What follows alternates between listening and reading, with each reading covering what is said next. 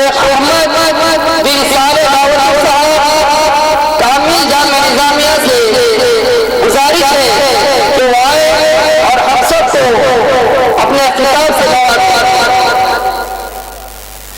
ارے تکبیر، نعرہ رسالت اور شاد تشریف فرمائے۔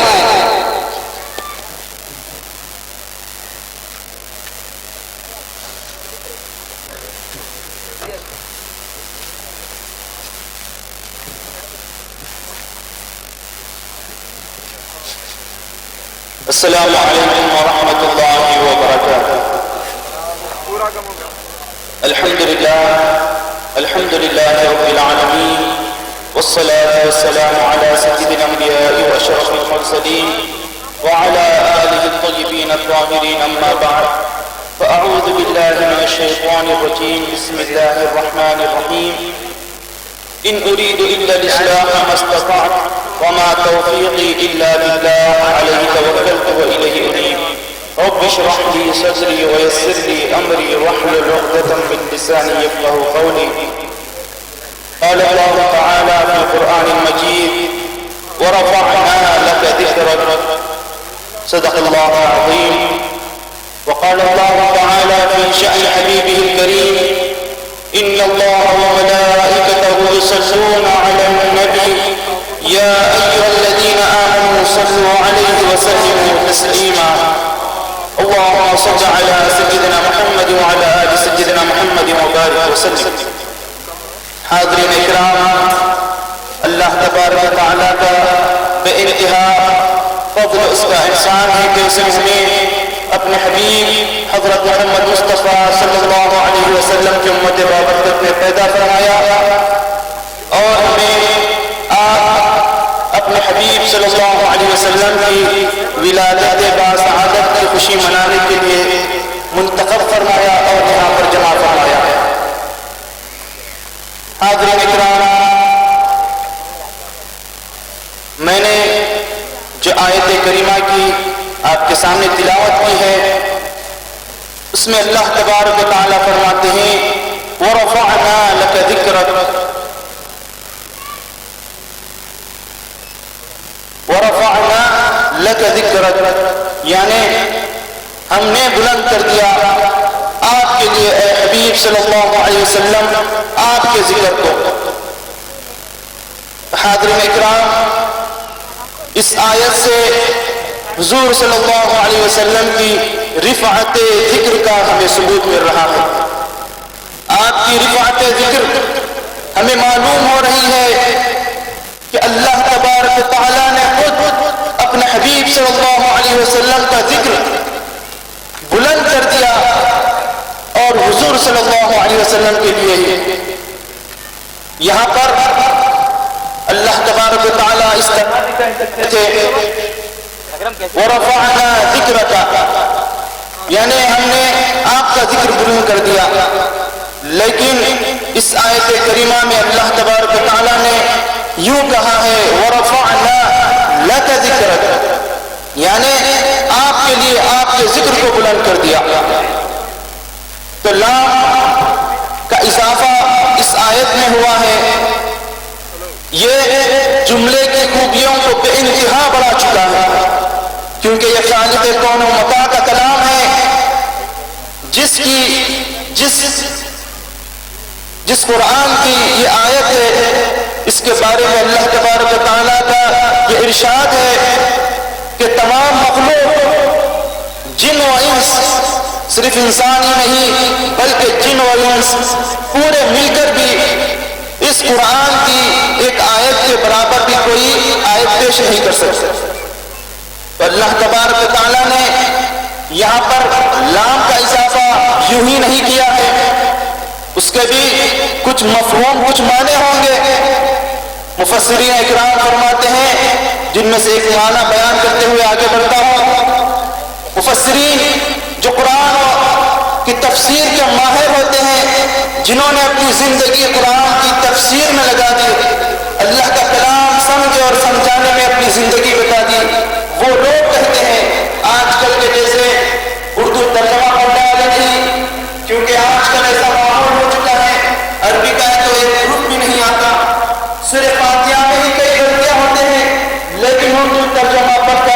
لوگوں کو گمراہ کرنے نکل گئے ہیں۔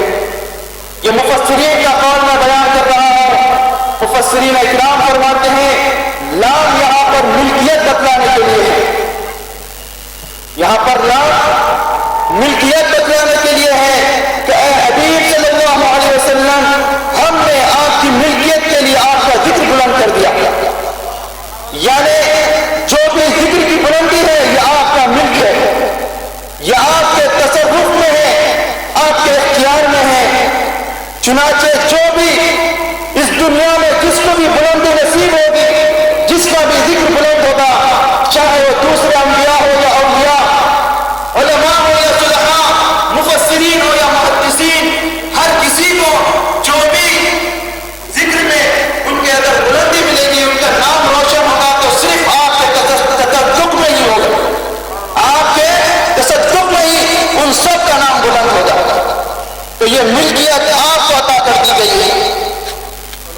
حاضرین، یہاں پر دوسری بات جو قابل توجہ ہے، اللہ یہ نہیں فرماتے ہیں اللہ تبارک و تعالیٰ کہ ہم بلند کر دیں گے، ہم بلند کر دیں گے آپ کے لیے آپ کے ذکر کو، یہاں پر یہ نہیں فرمایا جا رہا، بلکہ اللہ تبارک و تعالیٰ نے ماضی کا صیغہ استعمال کیا ہے کہ ہم نے بلند کر دیا، اور یہ کلام ازلی ہے، اللہ کا کلام ازلی ہے، یہ نو پیدا نہیں ہے۔ جس طرح اللہ تبارک و تعالیٰ قدیم ہے، اسی طرح اس کا کلام بھی قدیم ہے۔ تو یہ آیت بتلا رہی ہے کہ اللہ نے آپ کی تخلیق سے پہلے، تمام کائنات کی تخلیق سے پہلے، جب نہ کوئی زمان تھا نہ مکان، کوئی دن دینا ایام، ہر چیز سے پہلے آپ کی تخلیق سے پہلے ہی آپ کا ذکر بلند کر دیا۔ آپ کی ذکر کی بلندی کا یہ عالم ہے کہ ابھی آپ پیدا بھی نہیں ہوئے، ابھی کائنات کچھ بنی ہی نہیں، لیکن آپ کے ذکر کی بلندی ثابت ہو گئی ہے۔ اب اگر کوئی آپ کی بلندی، ذکر کی بلندی کو اگر کوئی کم کرنا چاہے، آپ کے ذات و صفات میں کوئی نقص ڈھونڈنا چاہے، تو اسے کہاں نصیب ہوگا؟ جس کے ذکر کو اللہ نے خود بلند کر دیا ہے، اب کوئی کیا آپ کا ذکر کم کر سکتا ہے؟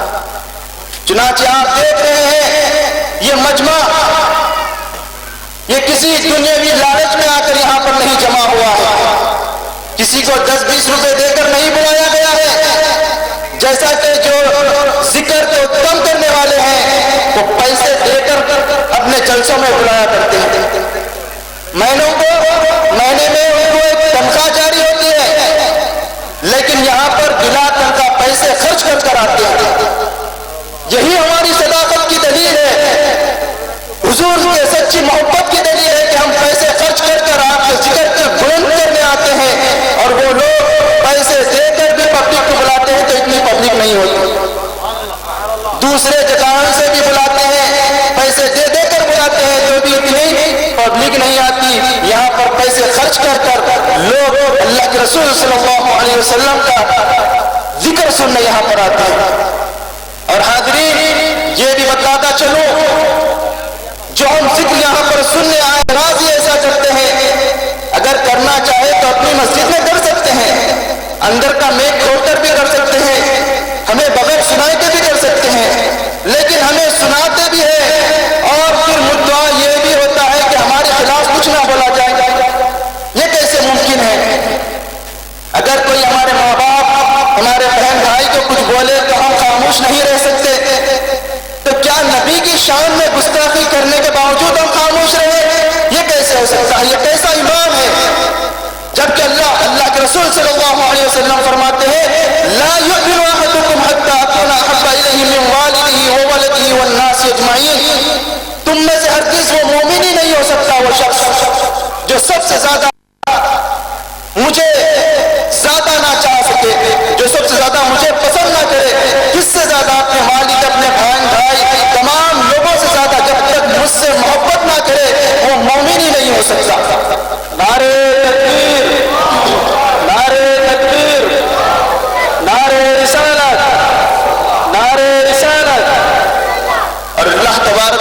ارشاد فرماتے ہیں قل ان كان آباؤكم وأبناؤكم وإخوانكم وأزواجكم وعشيرتكم وأموال اقترفتموها وتجارة تخشون كسادها ومساكن ترضون أحب إليكم من الله ورسوله فتربصوا حتى يأتي الله بأمره. اس آیت کریمہ میں اللہ تبارک و تعالیٰ نے وہ تمام چیزوں کو ذکر کر دیا جس سے ایک انسان محبت کرتا ہے. اپنے آبا، اپنی اولاد، اپنے ماں باپ، اپنی اولاد، اپنے بیوی بچے، اپنی تجارت، ہر چیز سے جب تک سب سے زیادہ اللہ اور اس کے رسول کو نہ چاہے تو وہ کیا کرے؟ فتربصوا، تو انتظار کرے اللہ کے عذاب کا. اللہ تبارک و تعالیٰ اس آیت میں فرماتے ہیں اگر اللہ اس کے رسول سے یہ چیزیں زیادہ محبوب ہیں تو اللہ کے عذاب کا انتظار کرو. کیونکہ بعض لوگ کہتے ہیں نبی کی محبت کام نہیں آئے گی، صرف اللہ کی محبت کام آئے گی، اللہ کے علاوہ کسی کی محبت کام آنے والی نہیں ہے. ارے ذرا قرآن تو پڑھ لے، قرآن پڑھ اور اس کو سمجھ تو دیکھ. یہ آیت کی تو تلاوت کر دیکھ. سورہ توبہ کی آیتیں ہیں، اس میں اللہ تبارک و تعالیٰ صرف اپنی محبت کا ذکر نہیں کر رہے ہیں بلکہ اپنی محبت کے ساتھ اپنے حبیب صلی اللہ علیہ وسلم کی بھی محبت کا ذکر کر رہے ہیں. حاضرین، اللہ نے اپنے حبیب کا لقب حبیب کہا. حبیب کس سے محفوظ ہے؟ حب سے محفوظ ہے. حبیب حب سے بنا گیا ہے. حب کے معنی ہے محبت کرنا، محبوب ہونا، پسندیدہ ہونا. جب اللہ اپنے حبیب کو، اپنے مصطفیٰ محمد صلی اللہ علیہ وسلم کو پسند کر رہا ہے، اس سے محبت کرتا ہے، تو پھر وہ اس کے حبیب کو چاہنے سے اللہ ناراض کیسے ہو سکتا ہے؟ حاضرین، آج ہم میلاد النبی صلی اللہ علیہ وسلم کا جلسہ منانے کے لیے یہاں پر جمع ہوئے ہیں. اس پر اعتراضات ہوتے ہیں.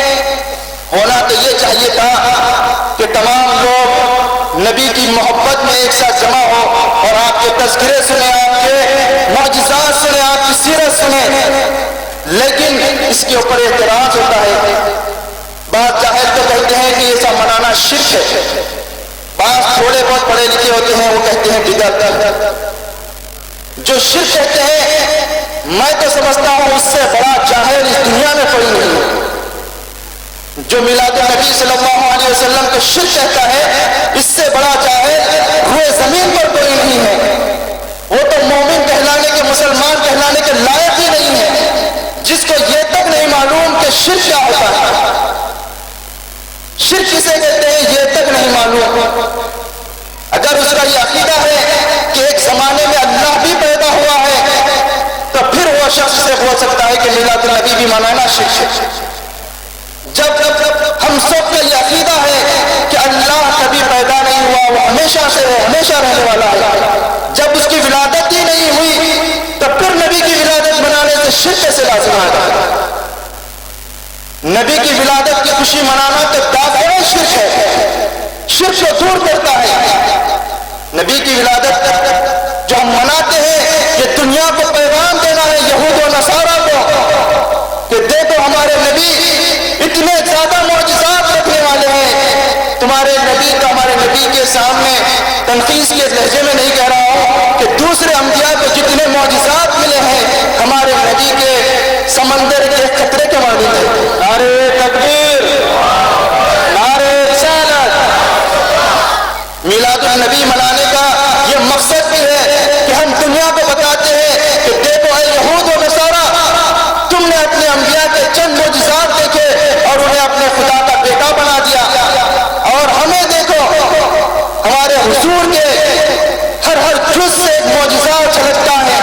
آپ کی تمام زندگی معجزہ ہے لیکن ہم پھر بھی اپنے حبیب صلی اللہ علیہ وسلم کو اللہ کا بیٹا نہیں کہتے بلکہ اس کے بندے اور رسول کہتے ہیں. نعرہ تکبیر، نعرہ رسالت. ہمارے نبی کے معجزات کیا پوچھنا، جتنے معجزات آدم علیہ السلام سے لے کر عیسیٰ علیہ السلام تک ظہور ہوئے ہیں وہ تمام معجزے بلکہ اس سے کئی بڑھ کر ہمارے حضور صلی اللہ علیہ وسلم کے پاس ہے.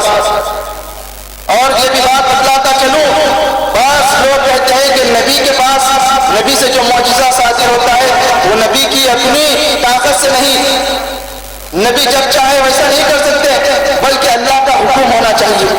تو حاضرین، انہیں تو یہ کہنے کی ضرورت ہی نہیں پیش آتا، کس کا بھی عقیدہ نہیں ہے کہ جس سے بھی جو معجزہ، نبی سے جو معجزہ صادر ہوتا ہے وہ سب اللہ کی قدرت سے ہوتا ہے، لیکن یہاں پر نبی کا عجز ثابت کرنے کی کیا ضرورت ہے؟ یہ بولنا نبی کے ہاتھ میں نہیں ہے، تو پھر نبی کے پاس رہا ہی کیا ہے؟ جب نبی اپنے خودی سے کچھ کر ہی نہیں سکتے، جب معجزہ ان سے صادر ہی نہیں ہو سکتا، پھر نبی میں خوبی کیا رہ گئی؟ ویسا تو ہم بھی نہیں کر سکتے۔ معجزہ تو کہتے ہیں اسے کہ اللہ نے اس کا اختیار اپنے حبیبوں کو دے دیا، اپنے نبیوں کو دے دیا۔ تو حاضرین، جتنے معجزات تمام انبیاء کے پاس جو فردن تھے، ہمارے نبی صلی اللہ علیہ وسلم کو وہ تمام معجزات ایک ساتھ مل کر اور اس سے بڑھ کر ملے ہیں۔ عیسیٰ علیہ السلام مردوں کو زندہ کرتے تھے، عیسیٰ علیہ السلام مردوں کو زندہ کرتے تھے، تم بإذن اللہ فرماتے ہیں اور مردہ زندہ ہو جاتا۔ ہمارے حبیب صلی اللہ علیہ وسلم کے پاس اس سے بھی کئی بڑھ کر معجزات ہیں۔ ایک مردے کو زندہ کرنا تو آسان ہے، لیکن ہمارے نبی کیا کیے؟ ایک مردے کو زندہ کیے، پہلے سے اس میں جان دی، اس کو زندہ کیے، لیکن ہمارے حضور صلی اللہ علیہ وسلم بے جان چیزوں سے ویسے کلمات پڑھا دیے۔ کلمہ پڑھنا انسان پڑھ سکتا ہے، جس کو زبان ہوتی ہے وہ کلمہ پڑھ سکتا ہے، یہ کنکر مٹی پتھرے کلمہ نہیں پڑھ سکتے، لیکن ہمارے حضور صلی اللہ علیہ وسلم کچھ بولے بھی نہیں، کل بھی نہیں کہا، صرف ہاتھ میں کنکرے لیے اور کنکرے کلمے طیبہ پڑھنا شروع ہو گئے۔ اللہ، نعرہ تکبیر، نعرہ تکبیر، نعرہ رسالت۔ حاضرین، اگر میں معجزات بیان کرتا چلوں تو وقت کافی نہیں ہوگا، چنندہ باتیں کہہ کر آگے بڑھتا ہوں۔ تو عیسیٰ علیہ السلام اللہ تبارک و تعالیٰ سے ہم کلام ہوئے ہیں، لیکن حجاب کے ساتھ، لیکن ہمارے حضور صلی اللہ علیہ وسلم کا یہ معجزہ ہے، یہ عزت و عظمت ہے کہ اللہ تبارک و تعالیٰ نے اپنے حبیب کو عرش کے اوپر گرا کر بلا حجاب اپنے حبیب صلی اللہ علیہ وسلم سے کلام فرمایا ہے۔ حاضرین، اس میں بھی ایک بات غور طلب ہے، موسیٰ علیہ السلام جب کوہ طور پر جاتے تو انہیں حکم ہوا اخلع نعلیک، کہ چپل اتار کر آؤ۔ کوہ طور جو پہاڑ ہے، طور کا پہاڑ، اس پر جب موسیٰ علیہ السلام آتے اللہ تبارک و تعالیٰ سے ہم کلام کرنے، تو اللہ کا حکم ہوا فاخلع نعلیک انک بالوادی المقدس طویٰ، کہ اے موسیٰ تم اس پہاڑ پر آؤ تو اپنی چپلیں اتار دو، یہ بہت مقدس زمین ہے۔ لیکن ہمارے حضور صلی اللہ علیہ وسلم کی عظمت کو دیکھیں، عرش پر بلایا گیا ہے، لیکن اللہ کے رسول صلی اللہ علیہ وسلم کو یہ نہیں کہا گیا فاخلع نعلیک۔ عرش پر بلا رہے ہیں، حضور صلی اللہ علیہ وسلم اپنی چپلوں کے ساتھ عرش پر چل رہے ہیں، یہ ہمارے رسول صلی اللہ علیہ وسلم کی عزت ہے۔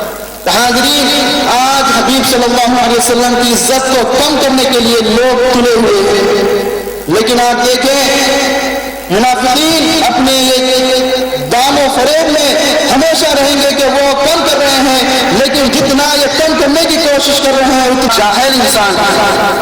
اور اگر کوئی میلاد النبی صلی اللہ علیہ وسلم کو بدعت کہتا ہے تو پھر اس کا حکم کیا ہے آپ خود سمجھ سکتے ہیں۔ میلاد النبی صلی اللہ علیہ وسلم تو اگر کوئی بدعت کہہ رہا ہے، کیونکہ بدعت کسے کہتے ہیں؟ جس سے ایک سنت مٹ جائے، اس کی جگہ ایک نیا کام لے لے تو وہ بدعت کہلاتا ہے۔ کیا اللہ کے رسول صلی اللہ علیہ وسلم کی ولادت کی خوشی منانا یہ بدعت ہے؟ آئے دیکھتے ہیں ہم حدیث شریف میں کیا آتا ہے۔ مسلم شریف جلد 1 صفحہ نمبر 368 حدیث شریف میں آتا ہے، ان ابی قتادہ رضی اللہ تعالی عنہ ان رسول اللہ صلی اللہ علیہ وسلم سئل عن صوم الاثنين فقال فيه تعالیٰ سے روایت ہے کہ حدیث یاد رکھ لے 365 368 صفحہ نمبر، ابو قتادہ رضی اللہ تعالیٰ سے روایت ہے کہ اللہ کے رسول صلی اللہ علیہ وسلم سے دریافت کیا گیا، اے حبیب صلی اللہ علیہ وسلم اب ہر پیر کے دن روزہ کیوں رکھتے ہیں؟ آپ ہر پیر کے دن روزہ کیوں رکھتے ہیں؟ تو اللہ کے رسول صلی اللہ علیہ وسلم نے فرمایا فیہ ولدت، کیونکہ اس دن میں پیدا ہوا ہوں، وفیہ انزل علیہ، اسی دن مجھ پر قرآن کا نزول ہوا۔ حاضرین، مسلم شریف کی حدیث ہے، اگر کوئی دوسری کتاب کی ہوتی تو کہتے تھے کہ ضعیف حدیث ہے، یہ تو مسلم ہے، اس کو تو ضعیف نہیں کہہ سکتے، لیکن کچھ بھی اس میں بھی تعویلات کر سکتے ہیں کہ دیکھو روزہ رکھنے کا حکم ہے، خوشی منانے کا کہاں حکم دیا گیا ہے۔ حاضرین، آدمی کی جیسی فطرت ہوتی ہے، جیسی طبیعت ہوتی ہے، اس کو ہر چیز ویسی ہی نظر آتی ہے۔ اگر کسی کو عرفان ہو گیا ہے تو اس کو ہر چیز پیلی نظر آئے گی، اگر کوئی اپنی آنکھ پر گہرے کلر کا چشمہ لگا دیا تو اس کو ہر چیز دار گہری نظر آئے گی، اور اگر طبیعت میں خرابی ہے جیسے کہ کسی کو شوگر ہے تو اس کے لیے شکر زہر ہوگی، کسی کو اگر شوگر ہے تو اس کے لیے شکر زہر ہے، لیکن عام آدمی کے لیے وہی چیز نعمت ہے۔ تو اپنی اپنی طبیعت کا فرق ہے، اپنی اپنی نظر کا فرق ہے۔ حدیث بولنے کے باوجود کہ اگر یہ کہیں کہ اس میں تو روزہ رکھنے کا حکم ہے، حکم تو نہیں دیا گیا بلکہ اللہ کے رسول صلی اللہ علیہ وسلم کی سنت بتائی گئی ہے۔ یہ کہہ سکتے ہیں کہ اس میں روزہ رکھنے کا بات معلوم ہو رہی ہے، خوشی منانا کہاں ہے؟ تو حاضرین، روزہ کس لیے رکھتے ہیں؟ آپ خود سوچیں کہ روزہ کس لیے رکھتے ہیں؟ کیا کوئی برا کام ہونے کے اوپر ہم روزہ رکھتے ہیں، یا بلکہ یہ کہتے ہیں کہ یا اللہ اگر میرے سے یہ فلاں کام میرا بن جائے تو میں تیرے لیے روزہ رکھوں گا؟ روزہ کب رکھتے ہیں؟ کوئی نعمت ملنے کے اوپر ہی ہم روزہ رکھتے ہیں، کوئی بہترین کام ہم سے سرزد ہونے کے بعد ہی ہم روزہ رکھتے ہیں، کوئی چیز ہمیں ملنے کے بعد ہی ہم روزہ رکھتے ہیں۔ تو روزہ ہر خوشی کے بعد رکھتے ہیں، غم کے بعد نہیں رکھتے۔ تو یہ بیوقوفوں کا یہ بھی کہنا کہ آج میلاد النبی کیوں مناتے ہیں، وفات النبی منانا چاہیے، یہ خود اس سے تردید ہو رہی ہے۔ حضور صلی اللہ علیہ وسلم اپنی پیدائش کے دن خوشی منا رہے ہیں اور روزہ رکھ رہے ہیں، تو اب یہ خوشی منانا یہ اللہ کے رسول صلی اللہ علیہ وسلم کی سنت ہے۔ اب اس کو اگر کوئی بدعت کہہ رہا ہے تو وہ سیدھا اللہ کے رسول صلی اللہ علیہ وسلم کے اوپر حملہ کر رہا ہے، ہمارے اور آپ کے اوپر نہیں، بلکہ نبی کی سنت کو بدل رہا ہے۔ بدعتی وہی ہے جو نبی کی سنت سے اعراض کرے، سنت کی جگہ ایک نئی چیز لا لے۔ تو ہم میلاد النبی منا کر کوئی نئی چیز نہیں کر رہے ہیں، بلکہ جو لوگ میلاد النبی کے مخالف ہے وہ بدعتی ہیں، وہ جہنمی ہیں۔ کل بدعت ضلالہ وکل ضلالۃ فی النار، جو بدعتی ہے وہی تو جہنم میں جانے والا ہے۔ اور اللہ کے رسول صلی اللہ علیہ وسلم فرماتے ہیں لا تجمع امتی علی الضلال، میری امت گمراہی پر جمع نہیں ہو سکتی۔ اب آپ دیکھ لیں، نبی سے لے کر آج تک تمام امت مسلمہ میلاد النبی صلی اللہ علیہ وسلم منانے کے اوپر متفق ہے۔ میں یہ ایسے ہی نہیں کہہ رہا ہوں، بلکہ ابن حجر شافعی فرماتے ہیں، ابو بکر صدیق رضی اللہ تعالیٰ عنہ فرماتے ہیں من انفق درہما علی قراءۃ مولد النبی صلی اللہ علیہ وسلم کان رفیقی فی الجنہ۔ ابو بکر صدیق رضی اللہ تعالیٰ عنہ کون ہے؟ صحابہ میں کیا تمام انبیاء کے بعد جس کا درجہ ہے وہ ابو بکر صدیق رضی اللہ تعالیٰ عنہ۔ نبیوں کے بعد اگر کسی انسان کا درجہ ہے تو وہ ابو بکر صدیق رضی اللہ تعالیٰ عنہ کا درجہ ہے۔ وہ فرماتے ہیں جو بھی شخص ایک درہم میلاد نبی صلی اللہ علیہ وسلم کے اوپر خرچ کرے گا وہ جنت میں میرا ساتھی ہو۔ نعرہ تکبیر، نعرہ تکبیر، نعرہ رسالت، علماء اہل سنت۔ تو حاضرین، یہ ابو بکر صدیق رضی اللہ تعالیٰ عنہ نے کیا یوں ہی کہہ دیا، اپنے سے ہی کہہ دیا؟ تو سوچنا چاہیے, سمجھنا چاہیے. جب تک انہیں اللہ کے رسول صلی اللہ علیہ وسلم کی خواہش نہیں معلوم ہوگی, جب تک اللہ کے رسول صلی اللہ علیہ وسلم کی طبیعت نہیں معلوم تھی, جب تک نبی کی حدیث نہیں معلوم ہوئی, تو ابو بکر صدیق رضی اللہ تعالیٰ نے اپنی خودی سے کچھ نہیں کر سکتے. انہوں نے جب کہا ہے تو یہ جان کر ہی کہا ہے کہ اس سے نبی خوش ہوتے ہیں, میلاد النبی منانے سے نبی خوش ہوتے ہیں, نبی کی یہی پسند ہے, نبی کی یہی خواہش ہے. اسی لیے تو حاضرین, میلاد النبی منانا یہ دافع بدعت ہے, بدعت نہیں, بدعت کو دور کرنے والی ہے, یہ احیاء سنت ہے, سنت کو زندہ کرنے والی چیز ہے. بدعت تو وہ منا رہے ہیں جو نبی کی مخالفت میں جلسہ کرتے ہیں. یہ بھی بات قابل توجہ ہے, ہم بھی جلسہ کر رہے ہیں, وہ بھی جلسے کرتے ہیں. ہمارے جلسے نبی کی شان و عظمت بیان کرنے کے لیے ہوتی ہے, اور ان کے جلسے نبی کی گستاخی, نبی کی شان گھٹانے کے لیے ہوتی ہے. میلاد النبی صلی اللہ علیہ وسلم کے جلسے دونوں بھی مناتے ہیں, نام کا فرق ہے, وہ لوگ سیرت النبی کہہ کر مناتے ہیں.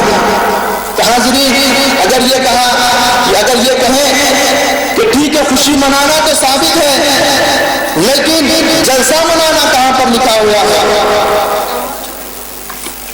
خوشی منانا تو حدیث سے ثابت ہو رہا ہے, لیکن جلسہ منانا کہاں پر لکھا ہوا ہے؟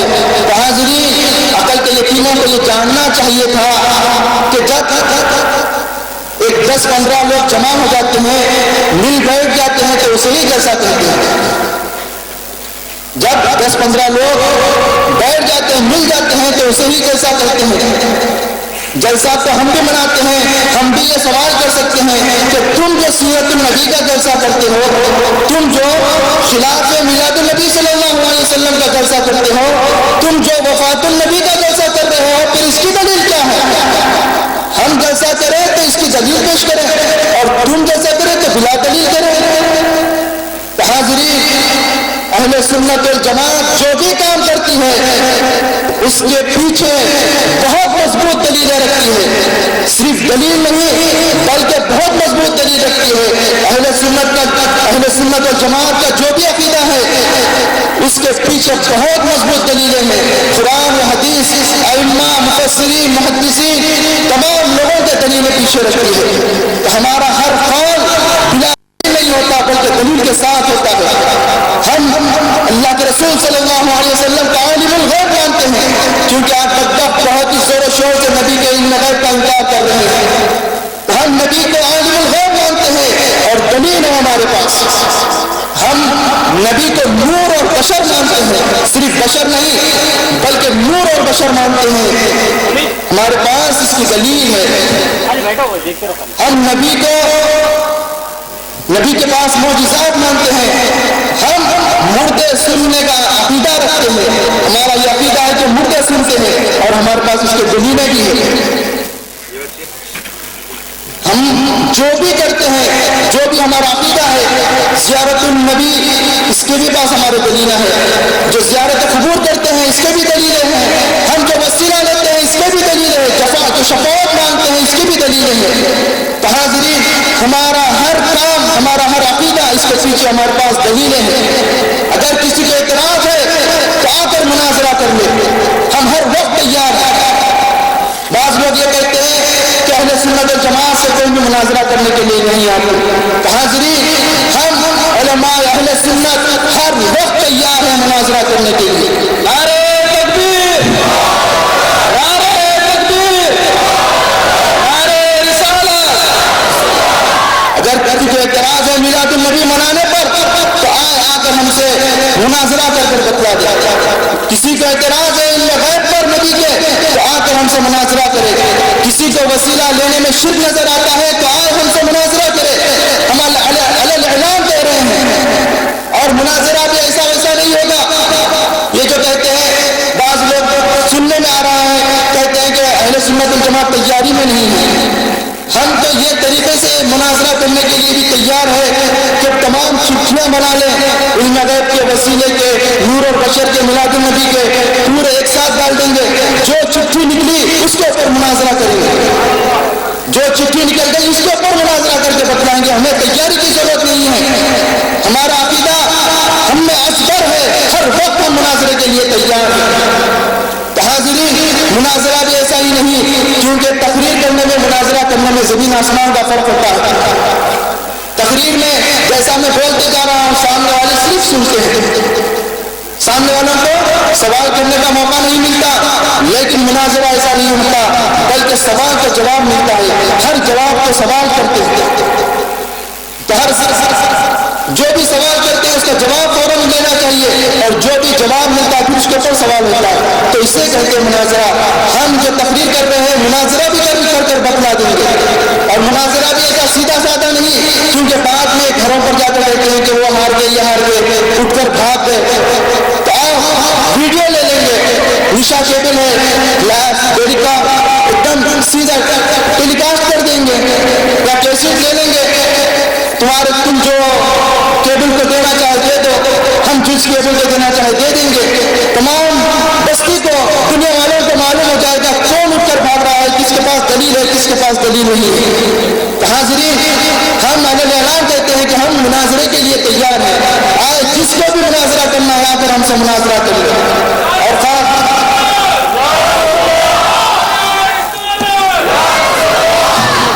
اور خاص طور پر اگر کوئی باہر کے آدمی کو لا کر مناظرہ کر رہے ہیں تو اس کے ساتھ ایک بستی کا بھی عالم ہونا چاہیے.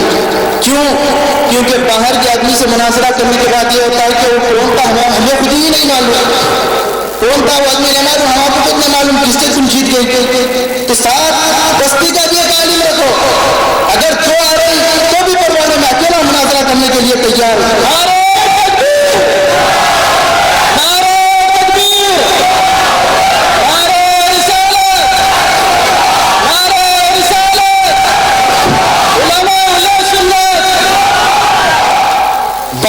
کسی بھی آدمی کو لا لو, لیکن بستی کے آدمی کا نام میں بولوں گا.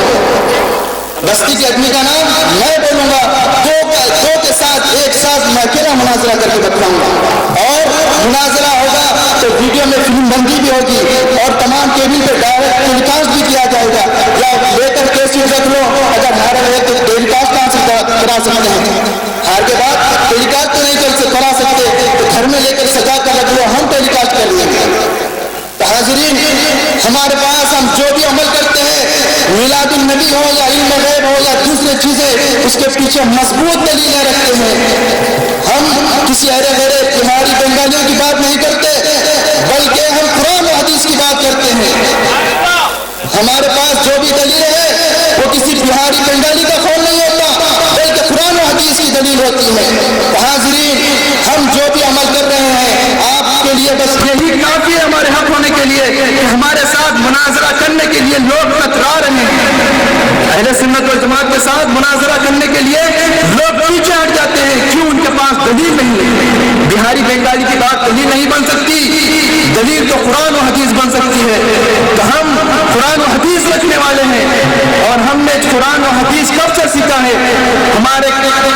جب ہمارے کان سننے لگے تو ہم قرآن و حدیث کی سماعت جب سے ہی کرنے لگے. ہم کوئی نو مسلم نہیں ہے, ہمارے خون میں بھی ہمارے اسلاف کا خون چلا رہا ہے جو قرآن و حدیث کے ماہر ہیں. ہمارے پاس جو ایمان آیا ہے کسی نو مسلموں کا نہیں, بلکہ ہمارے اسلاف کا ہمارا ایمان آیا ہے. حاضرین, ہم قرآن و حدیث رکھنے والے اور مدلل دلیلیں رکھنے والے ہیں. تو اب اگر کسی کو مناظرہ کرنا ہے تو آ کر مناظرہ کر لے, کیونکہ اہل سنت والجماعت سے مناظرہ کرنے کے لیے لوگ گھبرا رہے ہیں. اب جو ضیاء الدین صاحب آپ سے خطاب فرمائیں گے, 150 سال جو سال پچھلا گزر چکا ہے, اس وقت ضیاء الدین صاحب نے علیہ تکبیر, نعرہ رسالت, یہ بھی ہے نعرہ رسالت. ضیاء الدین صاحب جو آ کر صدرات خطاب فرمائیں گے, انہوں نے گزشتہ سال اعلان یہ چیلنج کیا تھا ذاکر نائک کو. ذاکر نائک آپ تو بخوبی واقف ہیں, یہود و نصارہ سے بہت بہترین مناظرے کر رہے ہیں. زیادہ سمجھانے کا حق تو مسلمان رکھتے ہیں. جب مسلمان گمراہ ہے تو پہلے آ کر مسلمان مسلمانوں کو سمجھانا چاہیے تھا. یہود و نصارہ کو تم جا کر بعد میں سمجھا رہے. پہلے آؤ مسلمانوں کو سمجھاؤ. اگر ہم یہ کہتے ہیں کہ امام حسین حق پر ہے, یزید ملعون ہے, تو ہمارے پاس اس کی دلیل ہے. ضیاء الدین صاحب اس کا چیلنج کیے ہیں ذاکر نائک کو, لیکن دوسرے ہی دن اخبار میں آتا ہے کہ اگر کسی کو میری بات بری لگی تو میں معافی چاہتا ہوں. جب تم یہود و نصارہ سے جا کر ان کے مندروں میں, چرچوں میں ان سے مناظرہ کر رہے ہو, تو حیدرآباد میں آ کر ضیاء الدین صاحب سے مناظرہ کرنے کے لیے کیوں پیچھے ہٹے؟ کیوں یہ کہنے کے اوپر مجبور ہو گئے کہ کسی کو اگر میری بات بری لگتی ہے تو میں معافی چاہتا ہوں؟ معافی چاہنے کی بات کیا ہے, آ کر مناظرہ کر لو. تو ان کے اتنے بڑے جو یہود و نصارہ سے مناظرہ کر رہے ہیں, ضیاء الدین صاحب کا صرف ایک چیلنج قبول نہیں کر سکے. کیوں؟ ہمارے پاس حق ہے. دوسرے دن اخبار میں آتا ہے کہ میں معافی چاہتا ہوں. تو حاضرین, جب معافی چاہنی تھی تو پھر یزید کی تائید کیوں کیے؟ معافی چاہنی تھی تو یزید کی تائید کیوں کیے؟ تو حاضرین, ہم جو کہتے ہیں کہ امام حسین حق پر ہے, اس کی بھی ہمارے پاس دلیل ہے. ہم جو یزید کو ملعون کہتے ہیں, اس کی بھی ہمارے پاس دلیل ہے. تو حاضرین, ہمارا جو عقیدہ ہے یہ ہم نے اپنی طرف سے نہیں بنایا. ہمارا جو عقیدہ ہے ہم نے اپنی طرف سے نہیں بنایا. اگر ہم اپنی طرف سے بتاتے تو ہمارے پاس شاید دلیلیں نہیں ہوتی. اپنی طرف سے بناتے تو ہمارے پاس دلیلیں نہیں ہوتی. لیکن ہمارا جو عقیدہ ہے ہمارے اسلاف سے چلا آ رہا ہے. ہمارا جو عقیدہ ہے ہمارے اسلاف سے چلا آ رہا ہے. اور ہمارے اسلاف نے اپنی خودی سے نہیں بنایا, بلکہ انہوں نے تابعین, صحابہ اور اللہ کے رسول صلی اللہ علیہ وسلم سے سنا. تو ہمارا عقیدہ جتنا بھی جو بھی ہے تو تمام کا تمام قرآن و حدیث سے ثابت ہے. تو حاضرین, اہل سنت والجماعت کے حق ہونے کے لیے صرف یہی کافی ہے کہ ان کا بڑا سے بڑا عالم اہل سنت والجماعت سے مناظرہ نہیں کر سکتا. میں اللہ تبارک و تعالیٰ سے دعا کرتا ہوں, اے باری تعالیٰ ہم سب کو نیک ہدایت عطا فرما. اہل سنت والجماعت کے تمام لوگوں کی مغفرت فرما, اور ہمیں سیدھے راستے پر قائم و دائم فرما. ہمیں اہل سنت والجماعت کے اوپر ثابت قدمی عطا فرما, اور ہمارا خاتمہ بھی اہل سنت والجماعت پر ہو, اور اسی راستے پر ہمیں چلنے کی اور عمل کرنے کی توفیق عطا فرما, اور کہنے والے کو سننے والے کو ہر دونوں کو عمل کرنے کی توفیق عطا فرما. صلی اللہ تعالی علی خیر خلقہ سیدنا محمد وعلی آلہ وصحبہ اجمعین. آمین.